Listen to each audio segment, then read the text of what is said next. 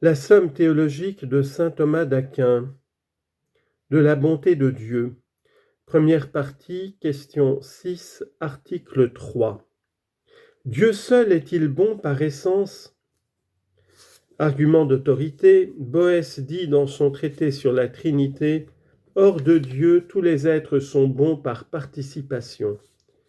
Ils ne le sont donc pas par essence. » Conclusion sommaire. Puisque Dieu seul possède la perfection absolue, qu'il trouve son essence dans son être, qu'il a essentiellement tout ce qu'il a, et qu'il forme la fin dernière de toute chose, il est bon par essence. Corps de l'article, explication de saint Thomas. Il faut dire ceci. Dieu seul est bon par essence. Tout être est bon selon ce qu'il est parfait. Or, une chose peut être parfaite de trois manières. D'abord par l'intime constitution de sa substance, ensuite par certains accessoires qui lui sont nécessaires pour déployer toute son énergie, puis par l'accomplissement de la fin qui lui est prescrite.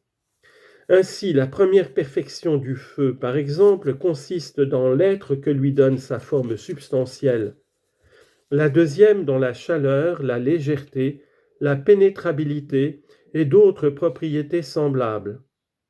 La troisième enfin dans l'accomplissement de sa destination.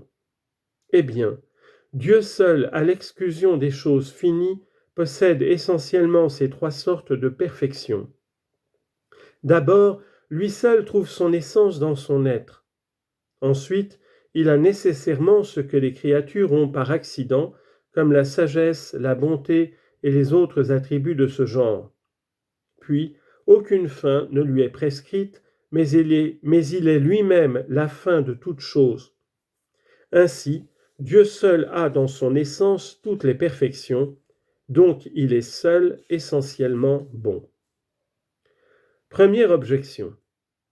Comme nous l'avons vu, le bon comme l'un échange ses prérogatives avec l'être. Or tout être est un par essence, donc tout être est bon aussi par essence. Il s'agit de la convertibilité du bien et de l'un et de l'être. Réponse à l'objection. L'unité n'implique pas l'idée de perfection.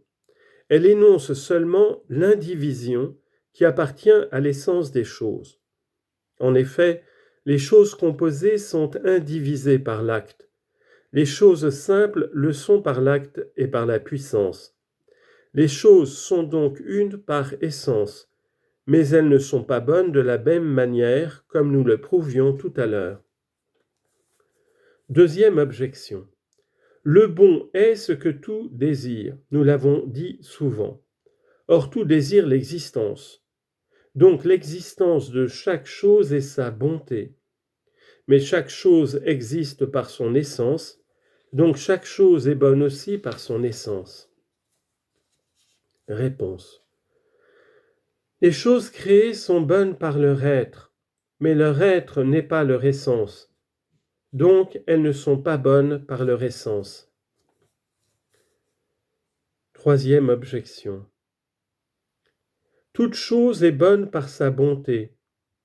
Si donc il y a des choses qui ne sont pas essentiellement bonnes, elles le seront par une bonté qui n'est pas leur essence. Mais cette dernière bonté devra être bonne elle-même, puisqu'elle est être. Elle exigera donc une nouvelle bonté pour la rendre bonne, celle-ci de même et jusqu'à l'infini. Nous serons donc obligés de parcourir une série de bontés sans fin, ce qui est absurde.